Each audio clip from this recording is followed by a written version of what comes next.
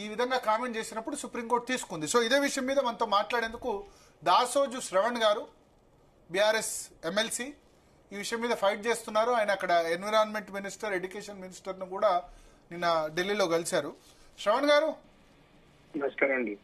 నమస్కారం. ఇవాళ supreme court comments మీద మీ ఒపీనియన్ ఏంటి? అల్టిమేట్ గా ఇది ఎక్కడి వరకు వెళ్తుంది? ముందుగా జీటీవీ మీకు తర్వాత మీ ప్రేక్షకులకు అందరికీ కూడా మొత్తం పర్యావరణ ప్రేమికులకు తెలంగాణ సమాజం నుంచి హృదయపూర్వకంగా మనం శుభాభినందనలు చేస్తా ఉన్నాను. ఇలా రేవంత్ రెడ్డి రాక్షసత్వం మీద ఒక ధర్మం, ఒక నైతికత, ఒక ప్రకృతి మాట గెలిచింది అని నేను భావిస్తా ఉన్నాను. అదేవిధంగా సుప్రీంకోర్టు వారికి జస్టిస్ గవాయ్ గారు, ఇంకా వారి పెద్దలు ఎవరైతే కోర్టులో ఉన్నారో పరమేశ్వర్ గారు, అడ్వకేట్, సీనియర్ అడ్వకేట్ పరమేశ్వర్ గారు, వారికి శిరస్సు వంచి నేను విద్యార్థుల తరఫున, తర్వాత హైదరాబాద్ ప్రజల తరఫున, అందరి తరఫున నేను పేరున వారికి శిరస్సు వంచి నమస్కారం తెలియజేస్తా ఉన్నాను, కృతజ్ఞతలు తెలియజేస్తా ఉన్నాను. ఎందుకంటే చెట్టు తల్లి లాంటిది, నోరు లేని జీవాలను ఒక దుర్మార్గంగా, ఒక రాక్షసత్వంతో, కర్కశత్వంతో అధికారం ఉంది కదా అని చెప్పని వారిని విధ్వంసం చేసైనా సరే ఒక రియల్ ఎస్టేట్ దందాకు పాల్పడాలనే ప్రభుత్వ ప్రయత్నానికి గండి కొడుతూ సుప్రీంకోర్టు తీసుకున్న తీర్పు శిరోధార్యం. ఇది న్యాయ వ్యవస్థ పైన గౌరవం పెంపొందించే విధంగా, ప్రజా ఉద్యమాలు, విద్యార్థి ఉద్యమాల పైన కొంత నమ్మకం కలిగించేలాంటి ఒక అద్భుతమైన తీర్పు. రెండోది, ఆ విద్యార్థులు పాపం ఏ తల్లి కడుపులో పుట్టిన బిడ్డలో, ఏ రాష్ట్రాలకు చెందిన బిడ్డలో, కానీ హైదరాబాద్ ప్రజలకు లంచ్ స్పేస్ కల్పించడం కోసం ఆ నోరు లేని జింకలు, నెమళ్లు, పక్షులు, చెట్లు వాటి తరఫున పెద్ద ఎత్తున పోరాటం చేసి కేసులకు ఎదుర్కోకుండా, పోలీసుల లాఠీలు, బాష్పవాయులకు ఎదుర్కోకుండా, జైళ్లకు భయపడకుండా వాళ్ళు చేసిన పోరాటం నిజంగా కూడా మా రెవల్యూషనరీ సల్యూట్స్ టు దెమ్.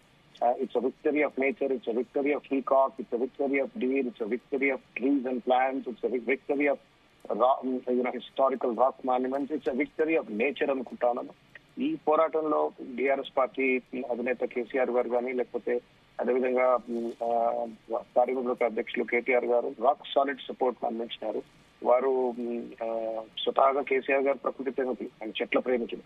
అందుకే ఆయన కోట్ల చెట్లు, 100 కోట్ల చెట్లు చిరునాళ్ళలో తెప్పించి అటవీ శాతాన్ని పెంచిన వ్యక్తి కేటీఆర్ గారు. మానవత్వంతో విద్యార్థులకు సపోర్ట్ గా ఉండడం ఇవన్నీ కూడా ఒక పాజిటివ్ గా అయింది. దానితో మీడియా కావచ్చు, సోషల్ మీడియా వాళ్ళు కావచ్చు, ధ్రువరాటి లాంటి వాళ్ళు కూడా దీంట్లో ఇన్వాల్వ్ ఉన్నారు. Everybody expressed their concern over the demolition and destruction of the brutality, the group of destruction of this forest. కాబట్టి వాళ్ళందరూ కూడా హృదయపూర్వకంగా దేశంలో ఒక్క విషయం ఫ్లైట్ టేక్ ఆఫ్ అయ్యేటట్టుంది.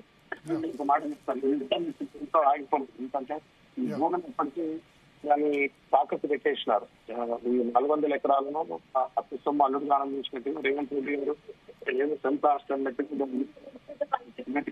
భావిస్తున్నారు. కాబట్టి దానికి కూడా ఇబ్బంది చేయాల్సిన అవసరం లేదు. రెండవది, ఇప్పుడు హైదరాబాద్ సెంట్రల్ యూనివర్సిటీ వాళ్ళు వెంటనే నిద్ర లేదు. ఎన్ని రోజులు పడుకుండొచ్చు.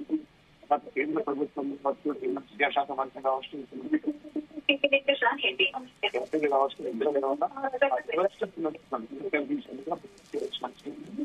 కాంపౌండ్